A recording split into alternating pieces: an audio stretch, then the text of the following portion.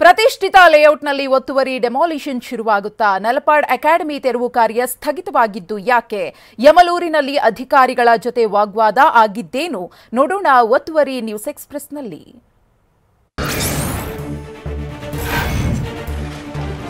ಬೆಂಗಳೂರಿನಲ್ಲಿ ಕಳೆದ 4 ದಿನಗಳಿಂದ ನಡೆಯುತ್ತಿರುವ ರಾಜಕಾಲುವೆ ಒತ್ತುವರಿ ತೆರವು ಕಾರ್ಯಾಚರಣೆ ಇವತ್ತು ಮುಂದುವರಿಯಿತು. ಇವತ್ತು ಕೂಡ ಕೆಲವು ಕಡೆಗಳಲ್ಲಿ ತೆರವು ಕಾರ್ಯಾಚರಣೆ ಮಾಡಲಾಯಿತು. ಬಿಬಿಎಂಪಿ ಅಧಿಕಾರಿಗಳು 3 ದಿನಗಳಲ್ಲಿ 30 ಕಟ್ಟಡಗಳ ಕಾಂಪೌಂಡ್ ಮತ್ತು ಸೈಡ್ ಸ್ಟ್ರಕ್ಚರ್ಗಳನ್ನು ಡೆಮಾಲಿಷ್ ಮಾಡಿದ್ರು. ಹೀಗಾಗಿ ಇಂದು ಕೂಡ ಜೆಸಿಬಿ ಆರ್ಭಟ ನಡೆಸಿದ್ದು ಹಲವೆಡೆ ಒತ್ತುವರಿ ತೆರವು ಕಾರ್ಯಾಚರಣೆ ಮಾಡಿದ್ರು.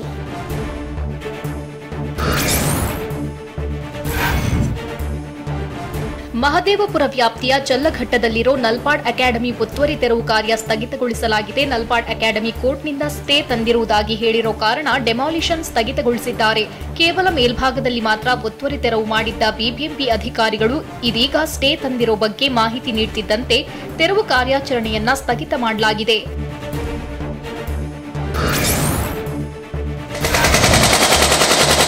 ಅಗೆದಷ್ಟು ಆಳ ಬಗೆದಷ್ಟು ಎಪ್ಸಿಲಾನ್ ಒತ್ತುವರಿ ರಹಸ್ಯ ಬಯಲಾಗ್ತಿದೆ. ಯಮಲೂರಿನಲ್ಲಿರೋ ನಿವಾಸಿಗಳು ಪ್ರತಿ ಬಾರಿ ಮಳೆ ಬಂದಾಗಲೂ ನರಕಯಾತನೆ ಅನುಭವಿಸುತ್ತಿದ್ದಾರೆ. ಯಾಕಂದ್ರೆ ಎಪ್ಸಿಲಾನ್ನಿಂದ ಒತ್ತುವರಿಯಾಗಿದ್ದು ಅದಕ್ಕೆ ಡಿಸೀಲಿಂಗ್ ಮಾಡಿಸಲಾಗಿದೆ. ಒಳಗೆ ವಾಸನೆ ಬರುತ್ತೆ ಅಂತ ಹೇಳಿ ರಾಜಕಾಲುವೆಗೆ ಬಾಕ್ಸ್ ಮಾಡಿದ್ದಾರೆ. ಹೀಗಾಗಿ ಅದನ್ನ ಡ್ರಿಲ್ ಮಾಡಿ ಹೊಡೆದು ಬುಲ್ಡೋಸರ್ ಹೊರತೆಗೆಯೋಕೆ ಮುಂದಾಯಿತು.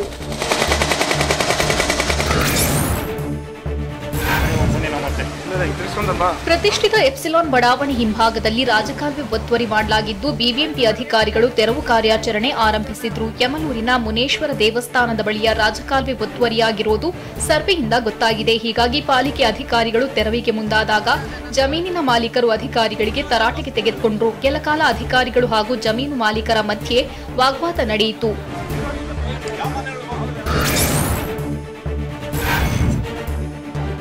ಯಮಲೂರಿನ ಸುತ್ತಮುತ್ತ 200 ಎಕರೆ ಜಮೀನನ್ನ ಎಪ್ಸಿಲಾನ್ನವರು ಕೊಂಡುಕೊಂಡಿದ್ದಾರೆ. ಇಷ್ಟೆಲ್ಲ ಕೋಟ್ಯಾಂತರ ರೂಪಾಯಿ ಹಣ ಇದ್ರೂ ರಾಜಕಾಲುವೆಗೆ ಜಾಗ ಬಿಟ್ಟಿಲ್ಲ. 15 ಅಡಿ ರಾಜಕಾಲುವೆಗೆ ಜಾಗ ಬಿಡೋದಕ್ಕೆ ಯೋಗ್ಯತೆ ಇಲ್ಲ ಅಂತ ಸ್ಥಳೀಯರು ಆಕ್ರೋಶ ವ್ಯಕ್ತಪಡಿಸಿದ್ರು. ರಾಜಕಾಲುವೆ ಒತ್ತುವರಿ ಮಾಡಿದ್ದರಿಂದಾಗಿಯೇ ಇಷ್ಟೆಲ್ಲ ಅವಾಂತರಗಳಾಗಿರೋದು ಅಂತ ಯಮಲೂರಿನ ನಿವಾಸಿ ನಾರಾಯಣ ಆಕ್ರೋಶ ಹೊರಹಾಕಿದ್ರು.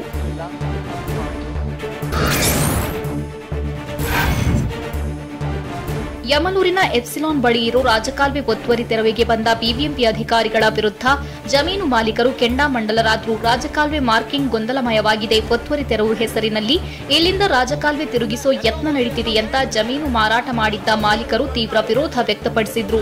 ಅಷ್ಟೇ ಅಲ್ಲ, ಜಮೀನು ಮಾಲೀಕರು ಹಾಗೂ ಬಿಬಿಎಂಪಿ ಅಧಿಕಾರಿಗಳ ನಡುವೆ ಕೆಲಕಾಲ ಮಾತಿನ ಚಕಮಕಿ ನಡೆಯಿತು.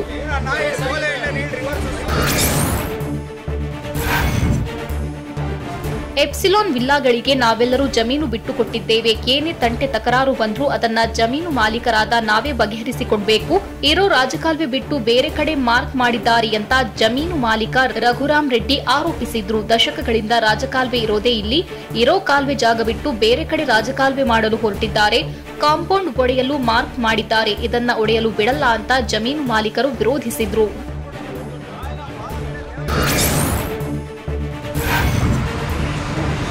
ಇನ್ನು ಯಲಹಂಕದಲ್ಲಿರೋ ಡ್ರೀಮ್ ಲ್ಯಾಂಡ್ ಅಪಾರ್ಟ್ಮೆಂಟ್ನಲ್ಲೂ ಬಿಬಿಎಂಪಿ ಜೆಸಿಬಿಗಳು ಗರ್ಜನೆ ಮುಂದುವರಿಸಿದ್ವು. ಯಲಹಂಕದ ಸಿಂಗಾಪುರ ಕೆರೆಯಿಂದ ಅಬ್ಬಿಗೆರೆಗೆ ಸಂಪರ್ಕಿಸೋ ತೂಬುಗಾಲುವೆಯನ್ನ ಒತ್ತುವರಿ ಮಾಡಿಕೊಳ್ಳಲಾಗಿದೆ. 2.4 ಅಡಿ ಅಗಲ ಹಾಗೂ 75 ಮೀಟರ್ ಉದ್ದದ ತೂಬುಗಾಲುವೆ ಅತಿಕ್ರಮಣ ಮಾಡಿ ಸೆಕ್ಯೂರಿಟಿ ಕಚೇರಿ ನಿರ್ಮಾಣ ಮಾಡಲಾಗಿತ್ತು.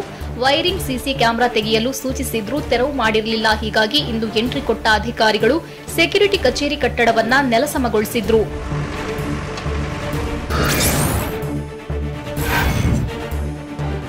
ಒತ್ತುವರಿ ತೆರವು ಕಾರ್ಯಾಚರಣೆಯಲ್ಲೂ ಬಿಬಿಎಂಪಿ ತಾರತಮ್ಯ ಮಾಡ್ತಿದೆಯನ್ನೋ ಆರೋಪ ಕೇಳಿಬರ್ತಿದೆ. ಪ್ರಭಾವಿಗಳ ಅತಿಕ್ರಮಣ ಕಟ್ಟಡಗಳ ತೆರವು ಕಾರ್ಯಾಚರಣೆ ಸ್ಥಗಿತ ಮಾಡಿದ್ದಾರೆ. ಬೆಂಗಳೂರಿನಲ್ಲಿ 696 ಕಟ್ಟಡಗಳಲ್ಲಿ ಪ್ರಭಾವಿಗಳ ಕಟ್ಟಡವೇ ಹೆಚ್ಚಿವೆ.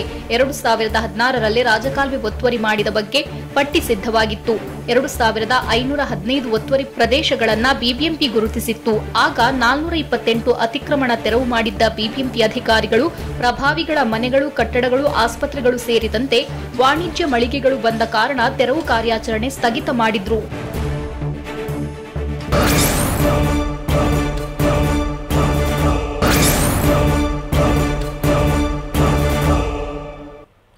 ಮಹಾಮಳೆಯಿಂದ ಇಡೀ ಕರುನಾಡು ವಿಲವಿಲ. ಪ್ರವಾಹದ ಹೊಡೆತ, ಸಂಕಷ್ಟದಲ್ಲಿ ಅನ್ನದಾತ. ಎಲ್ಲೆಲ್ಲಿ ಅನಾಹುತಗಳ ಸರಣಿ ಮುಂದುವರೆದಿದೆ ನೋಡೋಣ ಜಲಕಂಟಕ ನ್ಯೂಸ್ ಎಕ್ಸ್‌ಪ್ರೆಸ್‌ನಲ್ಲಿ.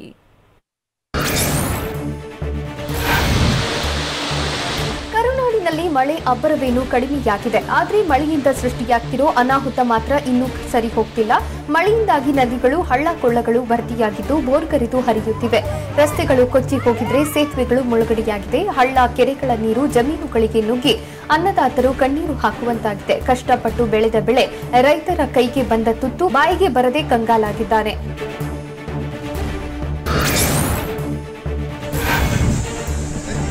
ದಾವಣಗೆರೆ ಜಿಲ್ಲೆಯಲ್ಲಿ ಮಳೆ ಅವಾಂತರಕ್ಕೆ ಅನ್ನದಾತರು ಕಂಗಾಲಾಗಿದ್ದಾರೆ. ದಾವಣಗೆರೆ ತಾಲೂಕಿನ ಕೆರೆಯಾಗಳಹಳ್ಳಿಯಲ್ಲಿ ಅಡಿಕೆ ತೋಟ ಕೆರೆ ಹಿನ್ನೀರಿನಲ್ಲಿ ಸಂಪೂರ್ಣವಾಗಿ ಮುಳುಗಡೆಯಾಗಿದೆ.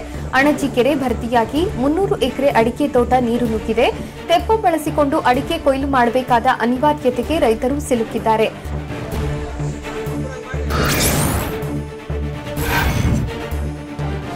ಗದಗ ಜಿಲ್ಲೆಯಲ್ಲಿ ನಿರಂತರ ಮಳೆಯಿಂದಾಗಿ ರಸ್ತೆಗೆ ಕೊಚ್ಚಿಕೊಂಡು ಹೋಗಿದೆ. ಮಳೆಯಿಂದ ಅಸುಂಡಿ ಹಾಗೂ ಕುರ್ತಕೋಟಿ ರಸ್ತೆ ಕೊಚ್ಚಿ ಹೋಗಿದೆ. ವಾಹನ ಸವಾರರು ಪರದಾಡುತ್ತಿದ್ದಾರೆ. ಅಧಿಕಾರಿಗಳ ಗಮನಕ್ಕೆ ತಂದರೂ ರಸ್ತೆಯನ್ನ ದುರಸ್ತಿ ಮಾಡದೆ ನಿರ್ಲಕ್ಷ್ಯ ಮಾಡುತ್ತಿದ್ದಾರಂತೆ. ಕುಸಿದು ಬೀಳೋ ರಸ್ತೆಯಲ್ಲಿ ವಾಹನ ಸವಾರರು ತಮ್ಮ ಜೀವವನ್ನ ಕೈಯಲ್ಲಿ ಹಿಡಿದು ಸಂಚರಿಸಬೇಕಾದ ಪರಿಸ್ಥಿತಿ ನಿರ್ಮಾಣವಾಗಿದೆ. ರಸ್ತೆಯಲ್ಲಿ ಮುನ್ನೆಚ್ಚರಿಕೆ ಕ್ರಮವಾಗಿ ನಾಮಫಲಕ ಅಳವಡಿಸಲಾಗಿದೆ. ಗದಗ ಜಿಲ್ಲಾ ಪಂಚಾಯಿತಿ ಅಧಿಕಾರಿಗಳ ನಿರ್ಲಕ್ಷ್ಯಕ್ಕೆ ಗ್ರಾಮಸ್ಥರು ಗರಂ ಆಗಿದ್ದಾರೆ.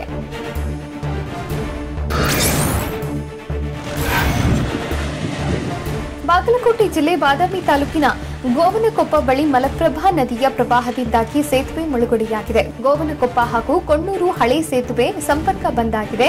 ಬಾದಾಮಿ ಹಾಗೂ ಹುನಗುಂದ ತಾಲೂಕಿನ ಮಲಪ್ರಭಾ ತೀರದಲ್ಲಿ ಪ್ರವಾಹದ ಆತಂಕ ಎದುರಾಗಿದೆ. ಸೇತುವೆ ಮೇಲೆ 6 ಅಡಿಗೂ ಹೆಚ್ಚು ನೀರು ತುಂಬಿಕೊಂಡಿದೆ. ಅಷ್ಟೇ ಅಲ್ಲ, ಗೋವನಕೊಪ್ಪ ಮಲಪ್ರಭಾ ತೀರದಲ್ಲಿ 100 ಎಕರೆ ಕಬ್ಬು ಬೆಳೆ ಜಲಾವೃತವಾಗಿದೆ.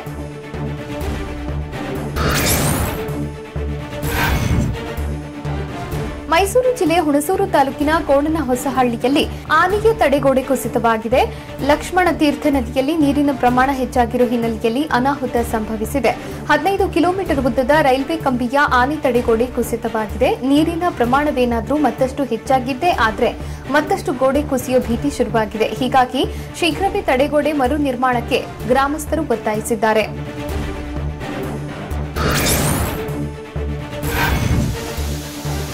ಬೀದರ್ ಜಿಲ್ಲೆಯ ಭಾಲ್ಕಿ ತಾಲೂಕಿನ ಖಾನಾಪುರ ಗ್ರಾಮದ ಅರಣ್ಯದಲ್ಲಿರೋ ದೇವಸ್ಥಾನದಲ್ಲಿ ಜಲಪಾತ ಸೃಷ್ಟಿಯಾಗಿದೆ. ಮಳೆಯಿಂದಾಗಿ ಐತಿಹಾಸಿಕ ಗಾಯಮುಖ ದೇವಸ್ಥಾನದಲ್ಲಿ ಜಲರಾಶಿ ವೈಭವ ಹೆಚ್ಚಾಗಿದೆ.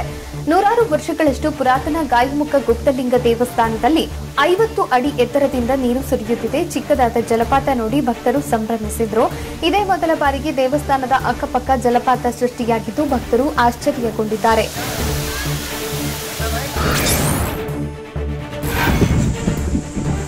ಕಳೆದ 2 ತಿಂಗಳಿನಿಂದ ಮಳೆ ನೀರಿನಲ್ಲಿ ಅಡಕೆ ತೋಟ ಮುಳುಗಡೆಯಾಗಿದೆ. ಅಣಜಿ ಕೆರೆ ಧಾರಾಕಾರ ಮಳೆಯಿಂದ ತುಂಬಿ ಕೋಡಿ ಬಿದ್ದಿದೆ.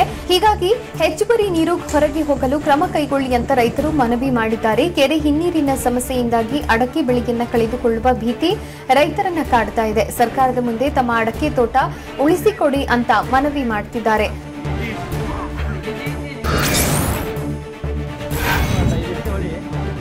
ಗದಗ ಜಿಲ್ಲೆಯಲ್ಲಿ ಮಲಪ್ರಭಾ ನದಿ ಉಕ್ಕಿ ಹರಿಯುತ್ತಿದೆ. ನದಿಯ ಅಬ್ಬರಕ್ಕೆ ಪೇರಲೆ ಕಬ್ಬು ಬೆಳೆ ಜಲಾವೃತಗೊಂಡಿದೆ. ಗದಗ ಜಿಲ್ಲೆ ನರಗುಂದ ತಾಲೂಕಿನ ಕೊಣ್ಣೂರ ವಾಸನಬೂದಿಹಾಳ ರೈತರು ಅಕ್ಷರಶಃ ತತ್ತರಿಸಿದ್ದಾರೆ. 100 ಎಕರೆ ಪ್ರದೇಶದಲ್ಲಿ ಬೆಳೆದ ತೋಟಗಾರಿಕೆ ಬೆಳೆಗಳು ಸರ್ವನಾಶವಾಗಿವೆ.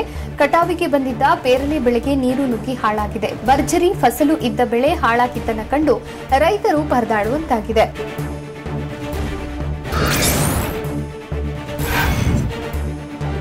400ರಿಂದ 500 ಎಕರೆಯಲ್ಲಿ ಬೆಳೆದಿರೋ ಪೇರಲೆ ತೋಟಗಳು ಸಂಪೂರ್ಣವಾಗಿ ನೀರಿನಲ್ಲಿ ಮುಳುಗಡೆಯಾಗಿವೆ. ಕೇವಲ 12,500 ಕ್ಯೂಸೆಕ್ ನೀರು ಮಲಪ್ರಭಾ ನದಿ ಉಕ್ಕಿ ಹರಿಯುತ್ತಿದೆ. ನದಿ ಒತ್ತುವರಿಯನ್ನು ತೆರವು ಮಾಡಿ ಹೂಳು ತೆಗೆಯುವಂತೆ ರೈತರು ಒತ್ತಾಯಿಸುತ್ತಿದ್ದಾರೆ. ಕಳೆದ 4 ವರ್ಷಗಳಿಂದ ಪ್ರವಾಹದಿಂದ ರೈತರು ಕಂಗೆಡ್ತಿದ್ದಾರೆ. ನದಿ ಸರ್ವೆ ಮಾಡಿ ಹೂಳು ತೆಗೆದ್ರೆ 1 ಲಕ್ಷ ಕ್ಯೂಸೆಕ್ ನೀರು ಬಿಟ್ಟರು ಏನೂ ತೊಂದರೆಯಾಗಲ್ಲ. ಹೀಗಾಗಿ ಕೂಡಲೇ ಕ್ರಮ ಕೈಗೊಳ್ಳಿ ಅಂತ ಸರ್ಕಾರ ಹಾಗೂ ಕ್ಷೇತ್ರದ ಶಾಸಕರಿಗೆ ರೈತರು ಒತ್ತಾಯಿಸುತ್ತಿದ್ದಾರೆ.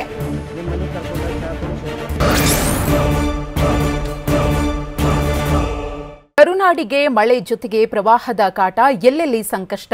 ಬೆಳಗಾವಿಗೆ ಸಪ್ತ ನದಿಗಳ ಸಂಕಷ್ಟ, ಅನ್ನದಾತರಿಗೆ ಜಲಾಘಾತ. ಬೆಳಗಾವಿ, ಬಾಗಲಕೋಟೆ, ವಿಜಯಪುರದಲ್ಲಿ ಅವಾಂತರ. ಇದೆಲ್ಲವನ್ನ ನೋಡೋಣ ಪ್ರವಾಹ ಪರದಾಟ ನ್ಯೂಸ್ ಎಕ್ಸ್‌ಪ್ರೆಸ್‌ನಲ್ಲಿ.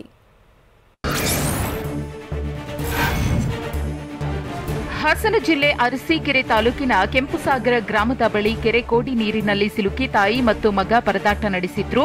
ಹರಿಯೋ ನೀರಿನಲ್ಲಿ ಸಿಲುಕಿದ್ದ ತಾಯಿ ಮಗನನ್ನ ಸ್ಥಳೀಯರು ರಕ್ಷಣೆ ಮಾಡಿದ್ದಾರೆ. ಪೂಜೆ ಮುಗಿಸಿ ವಾಪಸ್ ಬರುತ್ತಿದ್ದಾಗ ಘಟನೆ ನಡೆದಿದ್ದು ಸ್ಥಳೀಯರ ಮೊಬೈಲ್ನಲ್ಲಿ ದೃಶ್ಯ ಸೆರೆಯಾಗಿದೆ. ಅದೃಷ್ಟವಶಾತ್ ಅಮ್ಮ ಮಗ ಪ್ರಾಣಾಪಾಯದಿಂದ ಪಾರಾಗಿದ್ದಾರೆ. ಮುನಾವರ್ ಖಾನ್ ಹಾಗೂ ಅವರ ಪುತ್ರ ಇಬ್ಬರನ್ನೂ ರಕ್ಷಿಸಿ ಮಾನವೀಯತೆ ಮೆರೆದಿದ್ದಾರೆ.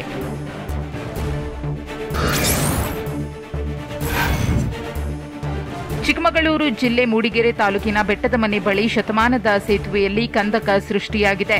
ಇದ್ದಕ್ಕಿದ್ದಂತೆ ಸೇತುವೆಯಲ್ಲಿ 3 ಅಡಿಗೂ ಹೆಚ್ಚು ಸೇತುವೆಯ ಮೇಲ್ಪದರ ಕುಸಿದಿದೆ. ಮೂಡಿಗೆರೆ ಸಕಲೇಶಪುರಕ್ಕೆ ಸಂಪರ್ಕ ಕಲ್ಪಿಸುವ ಮುಖ್ಯ ಸೇತುವೆ ಇದಾಗಿದ್ದು ಕಂದಕ ಸೃಷ್ಟಿಯಾಗಿದ್ದರಿಂದ ಆತಂಕ ಎದುರಾಗಿದೆ. ವಿಷಯ ತಿಳಿತಾ ಇದ್ದಂತೆ ಅಧಿಕಾರಿಗಳು ಸ್ಥಳಕ್ಕೆ ದೌಡಾಯಿಸಿದ್ದು ಮುಂಜಾಗ್ರತಾ ಕ್ರಮವಾಗಿ ಸೇತುವೆ ಮೇಲೆ ಸಂಚಾರವನ್ನ ನಿಷೇಧಗೊಳಿಸುವ ಸಾಧ್ಯತೆ ಇದೆ.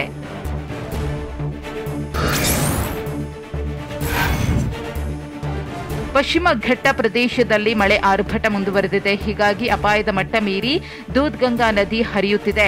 ಬೆಳಗಾವಿ ಜಿಲ್ಲೆ ನಿಪ್ಪಾಣಿ ತಾಲೂಕಿನ ಕಾರದಗ ಗ್ರಾಮದ ಬಳಿ 500 ಹೆಕ್ಟೇರ್ ಕಬ್ಬು ಜಲಾವೃತವಾಗಿದೆ. ದೂದ್ಗಂಗಾ ನದಿ ನೀರು ಅಕ್ಕಪಕ್ಕದ ಜಮೀನುಗಳಿಗೆ ನುಗ್ಗುತ್ತಿರುವುದರಿಂದ ಅನ್ನದಾತರು ಪರದಾಡುವಂತಾಗಿದೆ. ಹೀಗಾಗಿ ಸೂಕ್ತ ಪರಿಹಾರ ನೀಡುವಂತೆ ಸರ್ಕಾರಕ್ಕೆ ರೈತರು ಒತ್ತಾಯಿಸುತ್ತಿದ್ದಾರೆ.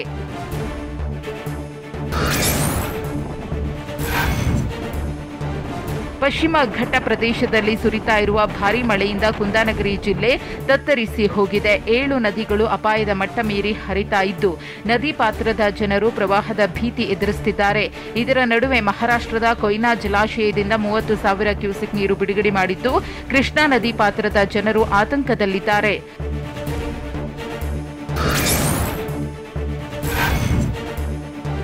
ಗದಗ ಜಿಲ್ಲೆಯ ನರಗುಂದ ತಾಲೂಕಿನ ಲಖಮಾಪುರ ಗ್ರಾಮಸ್ಥರು ಸಂಕಷ್ಟಕ್ಕೆ ಸಿಲುಕಿದ್ದಾರೆ.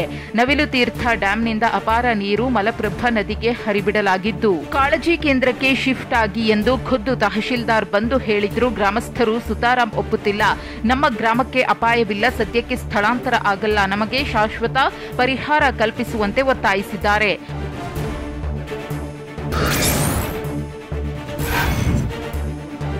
ಗದಗ ಜಿಲ್ಲೆಯಲ್ಲಿ ಘಟಪ್ರಭಾ ನದಿಯ ಅಬ್ಬರದಿಂದಾಗಿ ನದಿ ಪಾತ್ರದ ಜನರು ಆತಂಕಕ್ಕೊಳಗಾಗಿದ್ದಾರೆ. ಯಾಕಂದ್ರೆ ನವಿಲು ತೀರ್ಥ ಡ್ಯಾಂನಿಂದ 12,500 ಕ್ಯೂಸೆಕ್ ನೀರು ರಿಲೀಸ್ ಮಾಡಲಾಗಿದ್ದು ನರಗುಂದ ರೋಣ ತಾಲೂಕಿನ 16 ಗ್ರಾಮಗಳಿಗೆ ನೆರೆ ಭೀತಿ ಎದುರಾಗಿದೆ. ನರಗುಂದ ತಾಲೂಕಿನ ಲಖಮಾಪುರ, ಕೊಣ್ಣೂರು, ವಾಸನ್, ಬೂದಿಹಾಳ ಗ್ರಾಮಗಳ ಸುತ್ತಮುತ್ತ ಜಮೀನುಗಳು ಜಲಾವೃತವಾಗಿವೆ.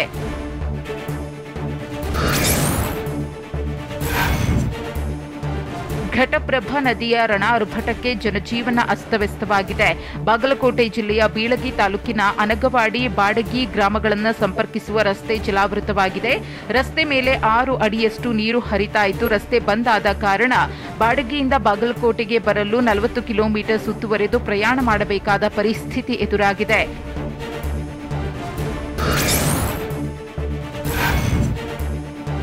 ಘಟಪ್ರಭಾ ನದಿ ಅಪಾಯದ ಮಟ್ಟ ಮೀರಿ ಹರಿಯುತ್ತಿದೆ.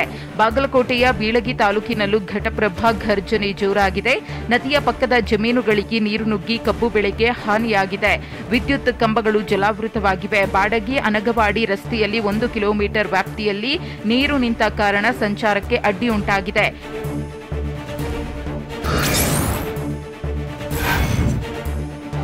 ವಿಜಯಪುರ ಜಿಲ್ಲೆ ನಿಡಗುಂದಿ ತಾಲೂಕಿನ ಆಲಮಟ್ಟಿ ಬಳಿಯ ಆಲಮಟ್ಟಿ ಡ್ಯಾಂನ ನೀರಿನ ಮಟ್ಟದಲ್ಲಿ ಏರಿಕೆಯಾಗಿದೆ. ಗರಿಷ್ಠ ಮಟ್ಟ 519.60 ಮೀಟರ್ ಇದ್ದು ಇಂದಿನ ನೀರಿನ ಮಟ್ಟ 519.35 ಮೀಟರ್ ಇದೆ.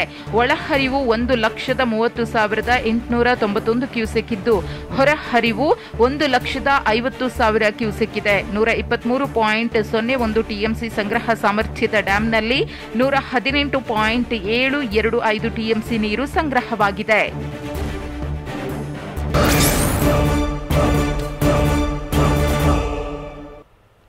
ಕಿಲ್ಲರ್ ಬಿಎಂಟಿಸಿಗೆ ವ್ಯಕ್ತಿ ಬಲಿ, ಅಪಘಾತ ಆಗಿದ್ದು ಹೇಗೆ? ನಟಿ ಶ್ರೀಲೀಲಾ ತಾಯಿಗೆ ಬಂಧನ ಭೀತಿ, ನಾಪತ್ತೆ. ಡಿಕೆಶಿಗೆ ಇಡಿ ಸಮನ್ಸ್, ಸುರ್ಜೇವಾಲಾ ಗರಂ ಆಗಿದ್ದು ಯಾಕೆ? ನೋಡೋಣ ಸಮಗ್ರ ನ್ಯೂಸ್ ಎಕ್ಸ್‌ಪ್ರೆಸ್‌ನಲ್ಲಿ. ರಾಮನಗರ ಜಿಲ್ಲೆ ಕನಕಪುರ ತಾಲೂಕಿನ ಕೋಡಿಹಳ್ಳಿ ಅರಣ್ಯ ಪ್ರದೇಶದಲ್ಲಿ ರಸ್ತೆ ಮಧ್ಯೆ ಒಂಟಿ ಸಲಗ ನಿಂತು ಆಟವಾಡಿಸಿತು. ಕನಕಪುರದಿಂದ ಕಾಡುಶಿವನಹಳ್ಳಿ ಗ್ರಾಮದ ಕಡೆಗೆ ತೆರಳುತ್ತಿದ್ದ ಕೆಎಸ್ಆರ್ಟಿಸಿ ಬಸ್ಗೆ ಆನೆ ಅಡ್ಡ ಬಂದಿತ್ತು.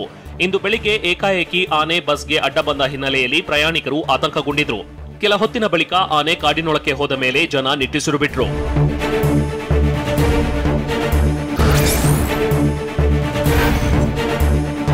ಮಾರಕಾಸ್ತ್ರಗಳೊಂದಿಗೆ ಅಲಯನ್ಸ್ ವಿವಿಗೆ ನುಗ್ಗಿದ್ದ ಹಿನ್ನೆಲೆಯಲ್ಲಿ ನಟಿ ಶ್ರೀಲೀಲಾ ತಾಯಿ ಸ್ವರ್ಣಲತಾಗೆ ಬಂಧನದ ಭೀತಿ ಕಾಡ್ತಿದೆ. ಶ್ರೀಲೀಲಾ ತಾಯಿ ಸ್ವರ್ಣಲತಾ ಸೆಪ್ಟೆಂಬರ್ 10ಕ್ಕೆ ಬೌನ್ಸರ್ಗಳ ಜೊತೆ ವಿವಿಗೆ ನುಗ್ಗಿರುವ ಆರೋಪ ಕೇಳಿಬಂದಿದೆ. ಅಲಯನ್ಸ್ ವಿವಿ ಒಡೆತನದ ಕುರಿತು ಆಗಾಗ ಕಿರಿಕಾಗ್ತಾ ಇದೆ. ಕೋರ್ಟ್ ಆದೇಶವಿದೆ. ಕಾಲೇಜು ನಮ್ಮದು ಅಂತ ಮಧುಕರ್ ಅಂಗೂರ್ ಹಾಗೂ ಸ್ವರ್ಣಲತಾ ಕಾಲೇಜ್ಗೆ ನುಗ್ಗಿದ್ದಾರೆ ಅಂತ ಎಫ್ಐಆರ್ ದಾಖಲಾಗಿದೆ. ಅಷ್ಟೇ ಅಲ್ಲ, ನೀವು ಈ ಕೂಡಲೇ ಜಾಗ ಬಿಟ್ಟು ಹೋಗದಿದ್ರೆ ಒದ್ದೋಡಿಸ್ತೀವಿ ಎಂಬ ಧಮಕಿ ಹಾಕಿದ್ದಾರಂತೆ.